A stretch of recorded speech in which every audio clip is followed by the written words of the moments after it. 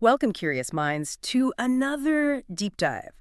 Today, we're tackling something that touches every single one of us, often without us even realizing it: clutter. Now, when you hear that word clutter, you might immediately picture, I don't know, that mounting pile of mail on the kitchen counter, or maybe a closet just overflowing with clothes you haven't seen in years. And yeah, we are absolutely going to unpack those physical spaces. But what's really fascinating here, and something our source material, this comprehensive guide called the Declutterization Training Manual, really brings to light, is how far beyond the physical this whole concept goes. It's not just about tidying your house. The manual reveals that clutter, in its broadest sense, is this profound drain on our energy, our focus, even our freedom. And that's across all areas of our lives. It's like this silent, persistent obstacle that subtly messes with our well-being. Exactly. So this deep dive isn't just about, rolling up your sleeves for a big spring clean, though that might happen. It's about something bigger: reclaiming your mental clarity, finding emotional peace, maybe even rediscovering your purpose. Our mission today is to pull out these really powerful actionable insights from this incredible source. We want to show you how clutter shows up in surprising ways. Could be your digital inbox, could be your beliefs, and more importantly, how to clear it out. Make real space for what actually matters to you. Get ready for some serious aha moments. Could really change how you look at things day to day. Okay, let's unpack this foundational idea first. Our source starts by defining declutterization, and it's not just a one-time thing like a weekend project. It's framed as a comprehensive kind of ongoing approach, simplifying, organizing, and basically revitalizing every aspect of your life. It's holistic. So when we use that word clutter, what is it truly, according to this guide? What are we really talking about here? Yeah, the manual paints a pretty vivid picture, almost unsettling, really. It defines clutter as anything. And it really emphasizes anything, whether it's physical stuff, digital files, old emotional baggage, or just that nonstop mental chatter. Anything that actively drains your attention. Anything that subtly blocks opportunities from finding you. Or just keeps you from living with real intention and purpose. Think of it less like a simple mess and more like a genuine barrier, an impediment to harmony, to flow in your life. And in this age, right, with constant information overload, endless notifications, just distractions everywhere, this holistic view of clutter isn't just interesting. It feels, frankly, more urgent than ever.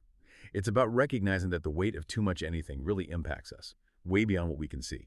That makes so much sense. We often feel this constant sense of being overwhelmed. It's everywhere in modern life, isn't it? And what's interesting is that feeling, it doesn't always come from just having too much physical stuff around us. There's this sneaky way clutter gets into other, less tangible parts of our lives. So beyond just feeling overwhelmed, what's the core, maybe the long-term impact clutter has on us, according to the manual? Well, the manual is pretty clear on this. It emphasizes quite strongly that clutter, in all its forms, directly impacts our mental, our emotional, and our physical well-being. It's almost like this hidden tax, a tax on your attention and your energy. Think about it, just having clutter around, whether it's a visible pile of papers you keep meaning to sort, Right. or maybe that invisible tangle of unresolved thoughts buzzing around in your head. It consumes valuable cognitive resources. Your brain is constantly, even subconsciously, trying to manage that unfinished business. And this constant low-level drain, it contributes significantly to chronic stress, to that creeping anxiety, and definitely to that frustrating feeling of being stuck. Like you just can't make progress or find real peace. It's like this background hum of things left undone, always there. Right, like a computer program running in the background, slowing everything else down. Exactly like that. And there's this really interesting concept the source introduces, something I found particularly sticky because it applies to so much in daily life: leaving no trails. What does that actually mean for our momentum? And how does it tie into this bigger idea of decluttering not just spaces, but our whole lives? Leaving no trails. Yeah, it's about the incredible power of actually completing what you start, fully, completely, to the point where there's no lingering mental residue. The source highlights that unfinished tasks, no matter how small they seem, create mental and emotional clutter. Think about it. You cook dinner, but leave the dishes in the sink till morning. Or you start writing that important email, but you get distracted and leave it in drafts. Or you begin some cool creative project, but then just abandon it halfway through. Each of these, the manual says, creates an open loop in your mind. These lingering, incomplete things, they continuously drain your focus, they kill your creative momentum, and maybe most importantly, they chip away at your sense of accomplishment, your feeling of being effective. So leaving no trails is about cultivating this consistent habit of thorough completion, closing those loops. It helps maintain a clear path forward, ensuring nothing's dragging you back mentally. It's the difference between feeling constantly behind versus feeling, on top of things. And that drastically changes your stress levels. So practically speaking, if you make dinner, just make it a rule. Do the dishes right away, maybe even before you sit down. If you open an email, deal with it then and there. Reply, delete, archive. Don't just let it sit. Simple ideas, yeah, but potentially incredibly powerful for your mental state, your sense of control, and just your ability to move forward without constantly thinking about all the stuff you haven't done. Okay, here's where it gets, I think, really interesting, and maybe a little bit uncomfortable for some of us listening. Our source dives deep into how the physical clutter in our homes. It isn't just a sign of being disorganized, it's often a direct physical manifestation of deeper emotional and psychological fears. It's like our inner world is literally spilling out into our living spaces, a silent conversation between our psyche and our stuff. Absolutely. The material states it quite directly. Physical clutter can be linked to these deep-seated, often unconscious fears. Things like the fear of change, a reluctance to move forward in life, or the fear of being forgotten, or maybe the fear of forgetting important memories. So we hold on to things. And even that really basic primal fear of lack, fear of not having enough in the future, which makes people hoard things just in case. Beyond those specific fears, clutter also acts as a powerful symbol. It symbolizes confusion, a lack of focus, maybe underlying chaos, general instability in life. It visually reflects uncertainty about your goals, maybe your identity, or even what you truly desire. It's like a visible printout of your internal state, a psychological fingerprint on your environment. Wow. That's a huge aha moment right there because it totally flips the script on tidying up. It's not just about neatness, it's about achieving inner peace potentially. So, based on this, the location of the clutter in your home, that can actually tell you something specific, something insightful about what's going on inside you. Like your house becomes a kind of psychological map. Precisely. The manual offers some really specific symbolic meanings for clutter found in different areas of the home. They reveal underlying emotional patterns. Mm-hmm. For example, closet or dressing room clutter. This is where we choose how we present ourselves, right? So clutter here often reflects deep emotional turmoil, maybe confusion about identity or feeling stuck in how you express yourself. The manual suggests that organizing this space isn't just about tidiness. It can actually help calm internal conflicts. It can bring clarity to your self-image. It can kind of usher in a sense of emotional control and purpose. Okay, so tackling the closet could be more than just finding clothes easier. Definitely. Then there's bedroom clutter. The bedroom is such a personal, intimate space for rest, rejuvenation, relationships. Clutter here, like, say, a faded old bedspread you never replace, or just general disarray. It might symbolize a lack of excitement or energy in your love life, a feeling of stagnation in relationships. More broadly, clutter in the bedroom specifically indicates this tendency to leave things unfinished, and it can point to struggles with stable relationships or even job security. It reflects a kind of lack of settledness in your personal foundation. Wow. And what about broken things? We all have that chipped mug or broken gadget somewhere. Broken or damaged objects. Yeah. Holding on to these, things that are no longer functional or complete or beautiful, can deeply symbolize broken promises, maybe unfulfilled dreams, or a real reluctance to let go of past hurts. The manual even notes that if these items are specifically in the kitchen or bathroom, given the symbolic importance of those rooms for health and nourishment, they might point to issues related to your health or even your wealth, how you value yourself and your resources. That's fascinating. Even kids' rooms. They're always messy, aren't they? Well, yes, children's rooms. It's certainly common for kids to have messy rooms while they're figuring themselves out. But the source highlights some interesting studies showing a direct correlation. More organized rooms for children tend to correlate with better school performance and a stronger ability to focus. It suggests this powerful link between external order, whether it's imposed or self-created, and internal cognitive function, even for kids. That's incredibly insightful. It really adds this profound layer to what we often just dismiss as mess. It's like our homes are constantly talking to us if we just knew the language. And the type of clutter matters too, right? That source makes this really interesting distinction between new accumulation and old accumulation. Can you explain that? Yes, that distinction is absolutely crucial. It helps understand the root cause of the clutter and therefore how best to deal with it. New accumulation, this refers to the clutter piling up right now. From trying to do too many things at once, maybe losing focus in the present moment, feeling directionless today. It's about the current overwhelm from immediate tasks and intentions. Think about that stack of books you just bought but haven't read yet, or the half-finished craft project from last week, the pile of clothes you tried on this morning and just left there. It reflects a busy, maybe chaotic present. Okay, so the pile of Amazon boxes by the door, the unread magazines, that's new accumulation. But that dusty box of high school yearbooks in the attic, untouched for decades, that would be old accumulation. Exactly. Old accumulation, on the other hand, refers to items unused for a very long time. Those old papers from a job you left years ago, still in a box.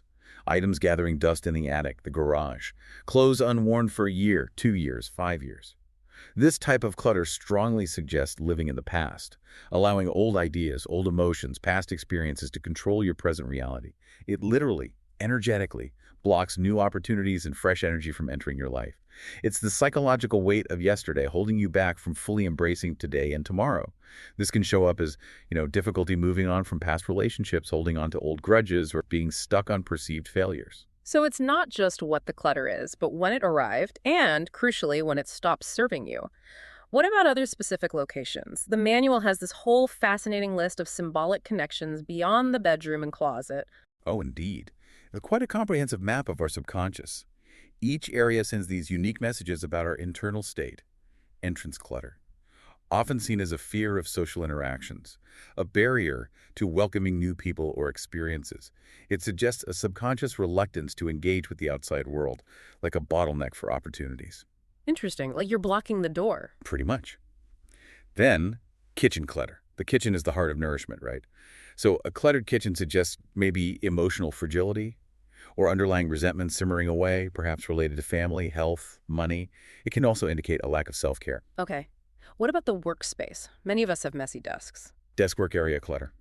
This often reflects frustration, maybe fear, and this pervasive need to control situations. It leads to feeling overwhelmed by tasks, deadlines, responsibilities, difficulty making decisions or prioritizing.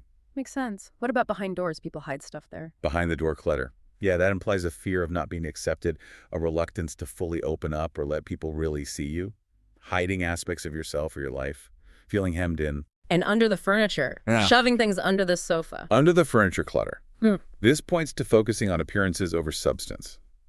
You keep the visible surfaces neat, but hide what's truly messy or unresolved underneath. Yeah. Symbolically hiding problems instead of addressing them. The garage often becomes a dumping ground. Garage clutter, absolutely. Often a repository for forgotten projects, old possessions. A cluttered garage typically indicates a deep-seated fear of change, a real lack of ability to adapt to new circumstances or transitions, holding on to the past, fearing the future. And if the whole house is cluttered. House-wide clutter.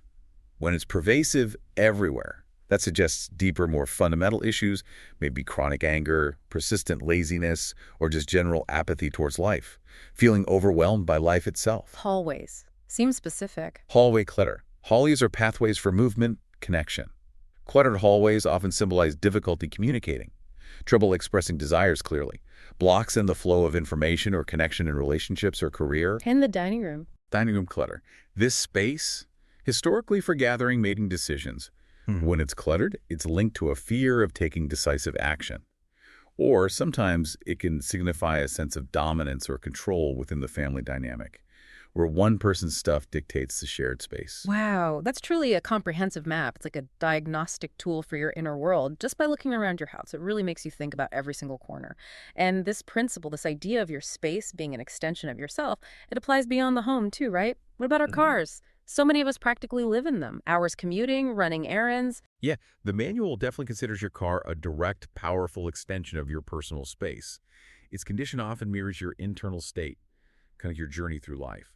A cluttered car creates, obviously, significant mental distraction, harder to focus on driving or responsibilities, but it also carries substantial emotional weight. It can reflect internal disorganization, maybe underlying stress, or that feeling of carrying too much baggage, literally, with physical stuff, and figuratively, with unresolved emotional burdens. It impacts efficiency too, right? Harder to find what you need quickly adds friction to your day.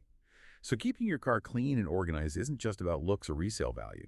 It genuinely improves safety, promotes mental clarity during your commute, supports positive energy flow. Since so many people spend so much time in their cars using them as mobile offices or storage, the state of that space really matters for overall well-being and for feeling like you're moving forward. That's a great point.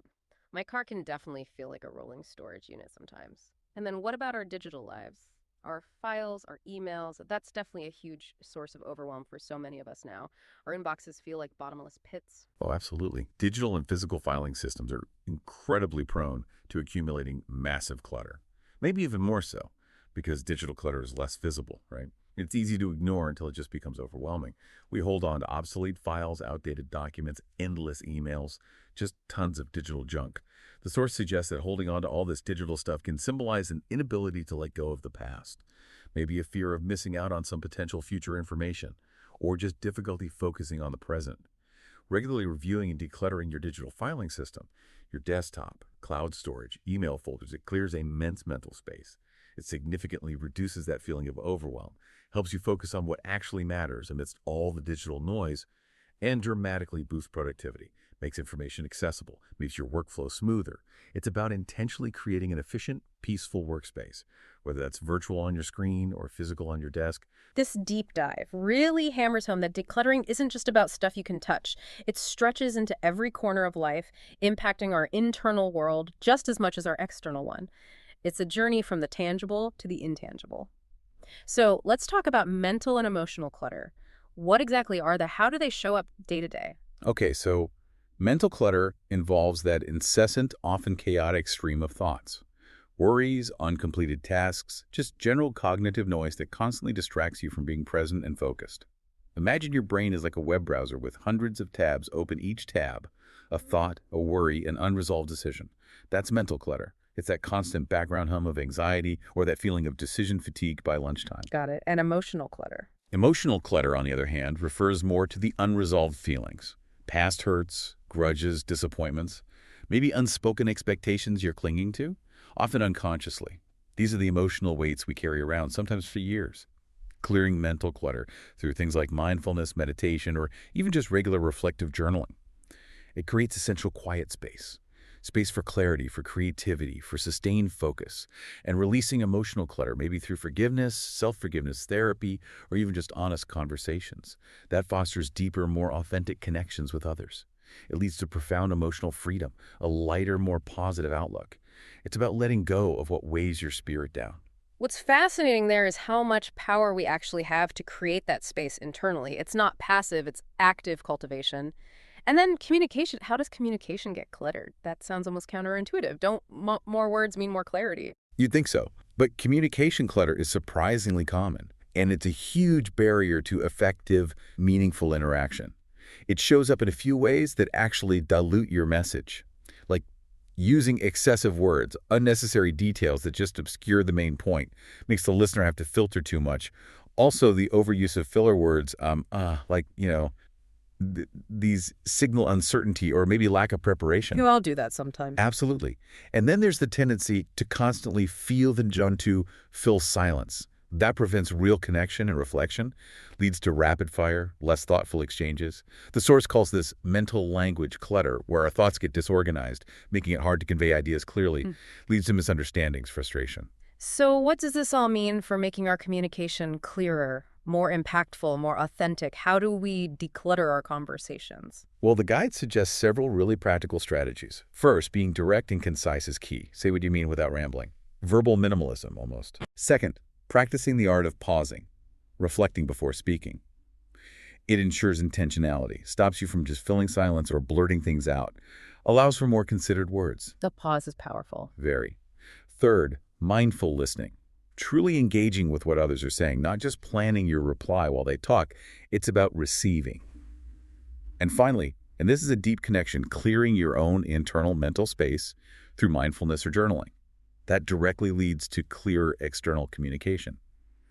When your thoughts are uncluttered, your language becomes more precise. Your message is more powerful. Interactions more meaningful. I know I can definitely be guilty of over-explaining, trying to cover every angle. That's a great reminder.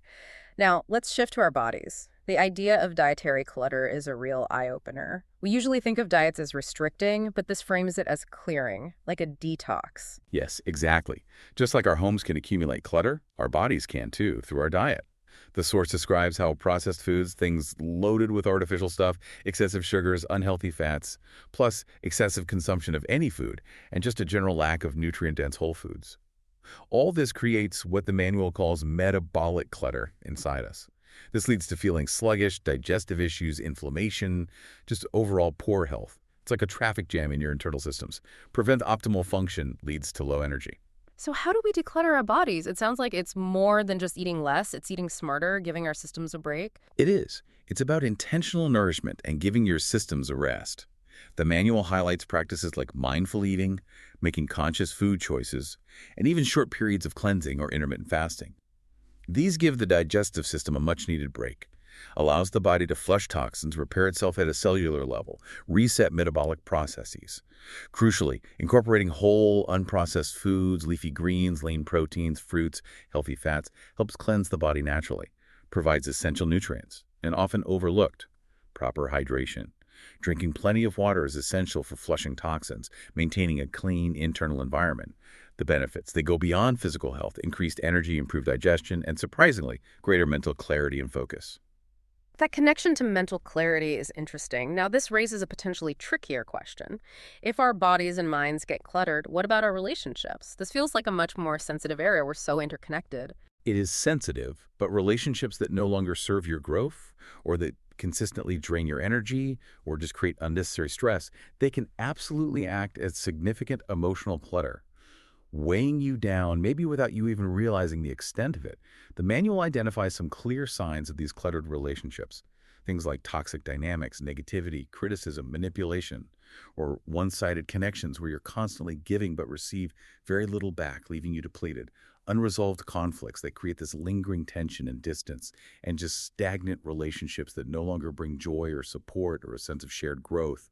These connections, even if they seem normal, can really weigh heavily on your emotional well-being. That sounds like an incredibly heavy burden, especially if these are family members or longtime friends. How do we even begin to declutter these vital yet potentially draining connections?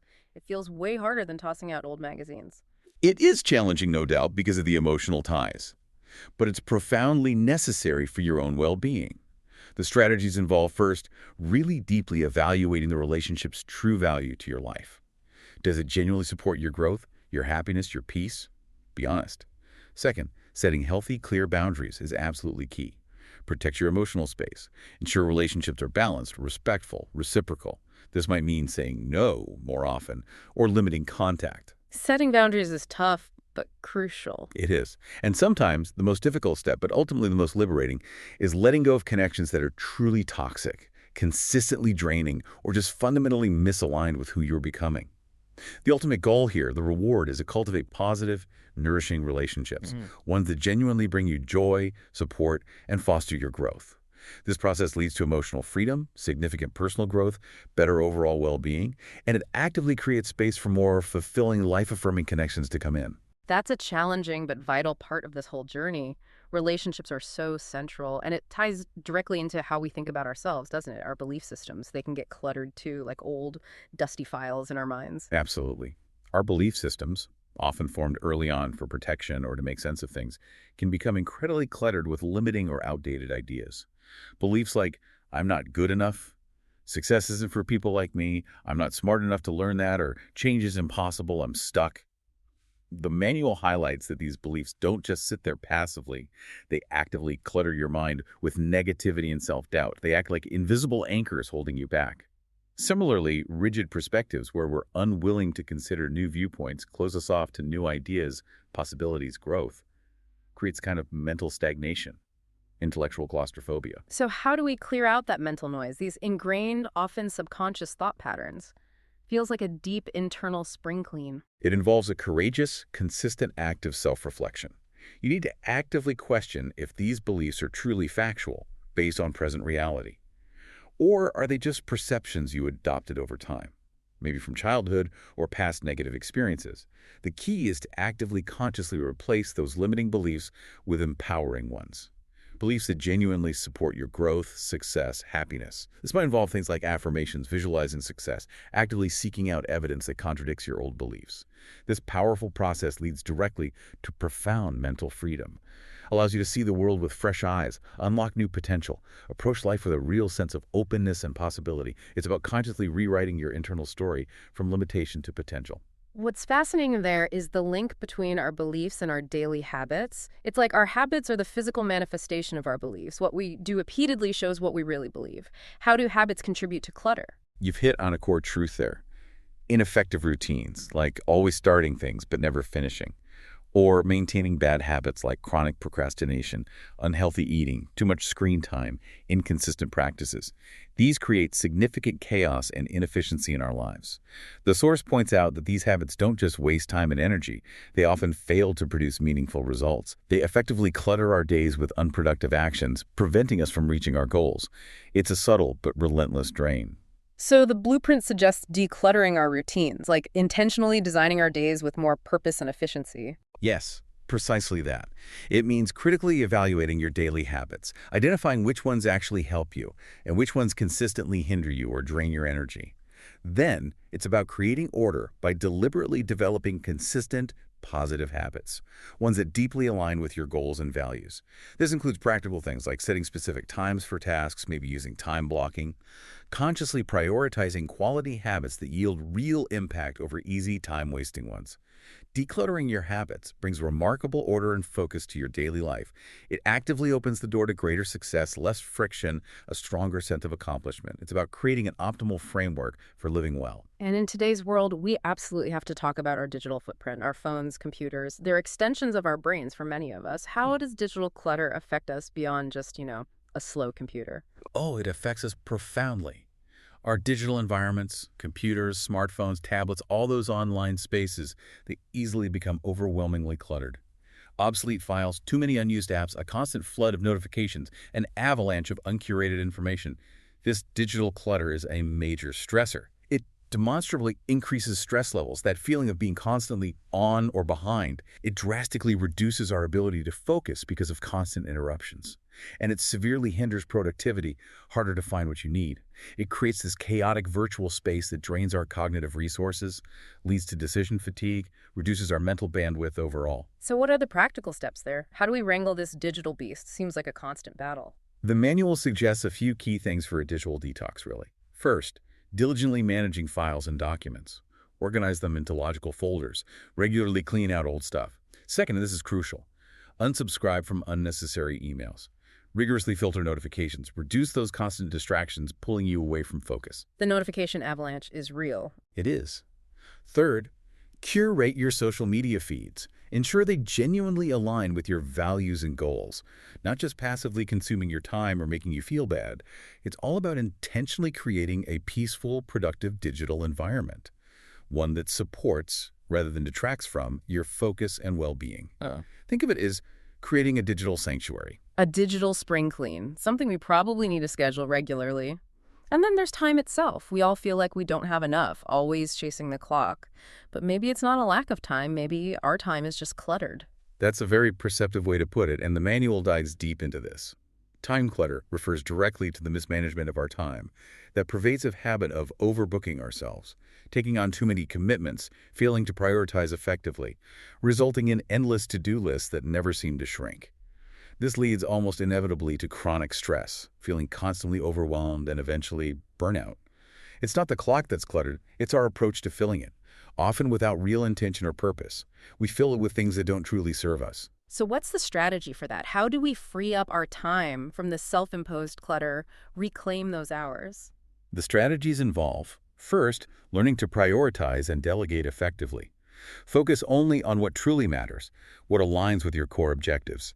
Distinguish between urgent and important. Let go of tasks that aren't your highest priority. Implementing time blocking techniques can be really powerful. Create a structured schedule. Carve out dedicated time for focused work and for essential rest and leisure. Both are important. Absolutely. And crucially, maybe the hardest part for many, learning to say no. Saying no to commitments, requests, obligations that don't genuinely align with your goals, your energy levels, your well-being. That simple word no, delivered respectfully but firmly. It can be an incredibly powerful decluttering tool for your schedule and your life. It's about guarding your time. It's your most valuable asset. That saying no is huge. Definitely resonates. And what about finances? That can feel incredibly cluttered too. Multiple accounts, bills, spending habits, maybe debt. It's a source of anxiety for so many. Financial clutter, yeah. It accumulates as unorganized bills, persistent debts, and often unconscious or undisciplined spending habits. This creates confusion, lack of control, leads to significant stress and anxiety. The source emphasizes that decluttering your financial life brings immense clarity. It significantly reduces that chronic stress, and most importantly, it empowers you, gives you tangible control over your financial future. This involves practical things: creating a robust, easy system for organizing bills and documents, simplifying your budget for mindful, intentional spending, actively developing strategies to reduce debt and build a secure foundation. It's about bringing order, transparency, and a clear path forward to your money, just like you would to your physical space, making financial goals feel attainable. And for those of us who need that creative spark, artists, writers, innovators, anyone solving problems, how does clutter impact creativity? Seems like a mental block, but maybe it's more. Indeed. Creative clutter can be a significant, often invisible barrier. Prevents us from accessing our full potential, flowing freely with ideas. This might show up as too many ideas swirling around without focus. A pile of unfinished projects weighing on your mind, creating a sense of incompletion, or just persistent creative blocks that feel insurmountable, leaving you feeling uninspired. The manual suggests decluttering here involves streamlining ideas, focusing intently on a few key projects, not scattering energy, actively clearing blocks through practices like free-form journaling, brainstorming, or spending intentional time in nature to reset. And crucially, organizing your creative environment, your studio, your desk, your digital files to minimize distractions and actively invite inspiration, creating a space that feels expansive and clear. Finally, we're often told, set big goals, lots of them, dream big, reach for everything. But our source suggests that goals themselves can actually become cluttered. How does that happen? Why is that a problem? Yes, having too many goals, or really scattered aspirations, it can lead to a profoundly cluttered sense of purpose, makes meaningful progress incredibly difficult, maybe impossible. When your intentions are diluted across tons of objectives, your energy and focus just get fragmented. You're trying to go in too many directions at once, and so you make little significant progress anywhere. Leads to feeling inadequate, frustrated. Spread too thin. Exactly. Decluttering your goals, therefore, is about clarifying your core vision, defining your most important goals, the ones truly aligned with your deepest values, and then ruthlessly eliminating distractions or objectives that don't directly align with that central vision. The manual specifically recommends using the SMART framework, making goals specific, measurable, achievable, relevant, time-bound. This creates clear, compelling, actionable objectives, and then tracking progress consistently keeps them organized and achievable. It's about laser focus on what truly matters for your life's direction. Okay, so we've covered physical, mental, emotional, digital, dietary clutter, how it impacts relationships, creativity, goals, pretty much everything.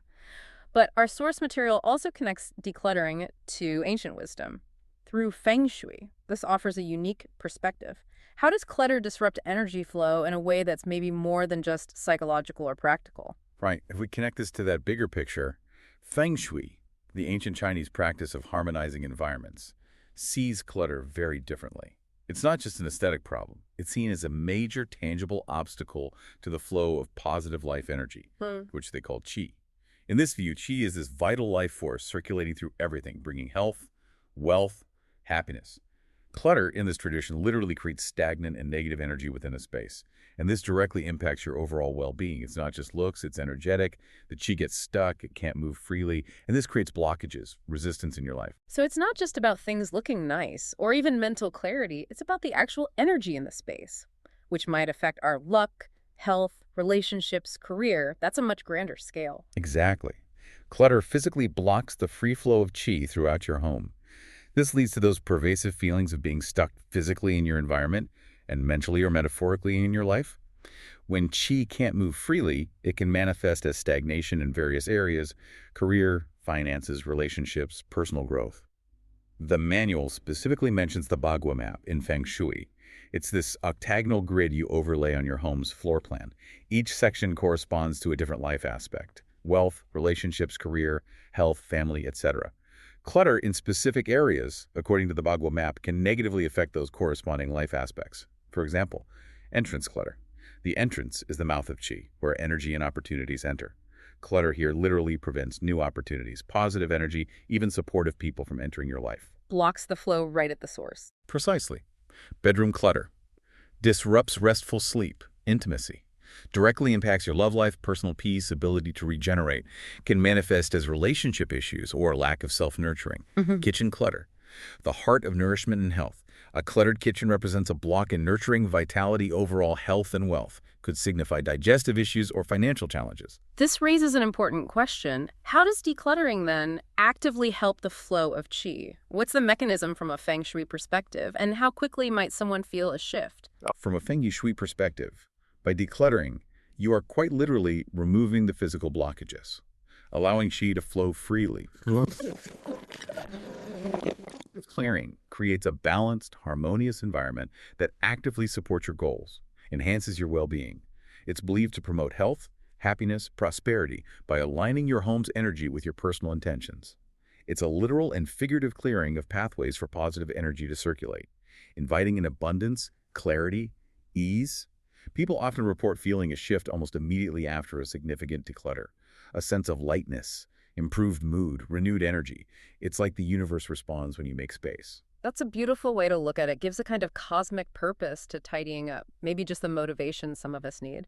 And for those listening who are feeling overwhelmed by the sheer scope of this physical spaces, beliefs, energy flow, our source gives us 10 practical, immediate steps, things you can do to control clutter today. What are some immediate actions we can take? Things that don't require a huge overhaul, just a bit of intention right now. Yeah, these steps are designed for immediate impact, to generate momentum, show you that change is possible right now. Quick wins to shift your mindset. 1. Start with the big items. Get rid of large, unused things taking up significant space. That old exercise bike acting as a clothes rack, that giant teddy bear. Removing these instantly creates visual space, a feeling of lightning. It's breathing room. Exactly. Yeah. 2. Return borrowed items. Books, tools, Tupperware from friends. Make an effort to return them. Clears physical space and mental obligations. Frees up cognitive load. 3. Pick up items from the floor. Simple but effective. Gather scattered stuff, clothes, books, toys into a basket. Don't organize yet, just get it off the floor. Instantly less chaotic. Signals order is returning. 4. Collect and recycle magazines, newspapers. Gather all old magazines, newspapers, junk mail. Bag them for recycling. Fast, easy win. Minimal decisions. Easy one. 5. Donate unused clothes. Go to your closet now. Pull out 10 things you haven't worn in a year. Put them in a donation bag. Tangible step towards letting go. Make space. 6. Clean your windows, both literal and figurative. Lets more light in, improves clarity of vision, literally and maybe metaphorically, brightens the space. 7. Empty garbage bins, bathrooms, kitchen, office, empty all trash bins. Symbolizes getting rid of what you no longer need. Removes waste, stagnant energy, fundamental cleanliness. 8. Repurpose loose socks, those single socks. Use them for cleaning, polishing shoes, dust rags. Practical, resourceful, turns clutter into a tool. 9. Organize your desk. Take 10 minutes. File papers, deal with mail, clear the workspace. Enhances productivity, reduces mental distraction, fosters clarity. A visual cue for focus. 10. Discard non-working pen markers. Go through your pen cup. Toss out anything that doesn't work. Frees up space. Small step. Big difference in reducing daily friction. Reinforces intentionality. Those are all incredibly actionable. Anyone can do at least a few of those right now without needing a whole weekend. Immediate impact. And the source also provides a structured way to make this decluttering journey sustainable, right? An action plan worksheet to keep you on track because it is an ongoing process. Yes, absolutely. The Declutterization Action Plan worksheet outlines a very structured 7-step path. It's designed to be comprehensive, iterative, ongoing. Ensures decluttering becomes a lifestyle, not just a one-off blitz. Step 1. Assess your current situation. A thorough, honest self-audit. Identify all areas of clutter: physical, digital, relationships, beliefs, habits, diet, goals. Can't clear what you don't acknowledge. Step 2. Set clear goals. Define what a decluttered life looks like for you. Specific, compelling goals for each area. Makes the abstract concrete. Gives you a destination. That's real. Step 3. Create a declutterization plan. Break goals into specific, actionable steps. Map out the how, who, what, when, where. Your personalized roadmap. Step 4. Take action. Implement the plan. Crucially, focus on one area or task at a time to avoid overwhelm. Celebrate small victories along the way. Build momentum. Step 5. Monitor your progress. Regularly review progress, checklists, habit trackers, before-after photos. Stay on track. Identify areas needing adjustment. Step 6. Celebrate your wins. Acknowledge every milestone, no matter how small. Reinforce positive behavior. Crucial for motivation, makes it enjoyable. Maybe treat yourself, not materialistically perhaps. Good point. Step 7. Maintain and sustain your decluttered life. The most crucial long-term step. Recognize decluttering is ongoing. Set aside monthly time for mini sessions. Revisit goals quarterly. Continuously evaluate new inputs to prevent clutter creeping back. Build consistent habits of intentional living. So it's definitely not a one-and-done thing. It's a lifestyle, a Yeah. continuous journey of intentional refinement, consciously creating space. While this deep dive has truly unveiled the transformative, almost, dare I say, magical power of decluttering. It shows us it's far more than just tidying a messy room. It's this holistic, empowering practice about intentionally reclaiming energy, focus, purpose across every single facet of our lives: physical spaces, digital lives, relationships, beliefs, habits, diet, creativity, even our goals. It's this empowering realization that we hold the keys. Indeed. The Declutterization Training Manual powerfully illustrates that by intentionally clearing away what no longer serves us, whether it's an old shirt or an old limiting belief, we actively create an environment, both internal and external, that fosters profound clarity, cultivates unwavering focus, brings a deep, abiding sense of peace. This process truly transcends the physical. It creates this calm, expansive atmosphere that supports mental sharpness, emotional stability, and the capacity for deeper, more meaningful connections. It allows us to truly breathe and thrive. So what does this all mean for you listening right now? It means you've been equipped. You have the tools, the insights, the actionable steps to begin transforming your life from cluttered to clear. You can start making intentional room for new opportunities, cultivating healthier habits that genuinely serve you, and ultimately building a more fulfilling, purpose-driven existence. It's about freedom, clarity, balance for your entire being. Which really raises an important question for you to ponder, a personal challenge as you take this all in. What single area of your life, after hearing all this, considering all the forms of clutter, what area feels like the most urgent, the most impactful place for you to start decluttering today? And just imagine what new opportunity, what profound feeling of lightness, or what sense of true freedom might genuinely be waiting for you on the other side of that clearing once you decide to take that first courageous step. Thank you so much for joining us on this enlightening deep dive into the profound world of declutterization. Until next time, keep exploring, keep learning, and definitely keep making space for what truly matters in your life.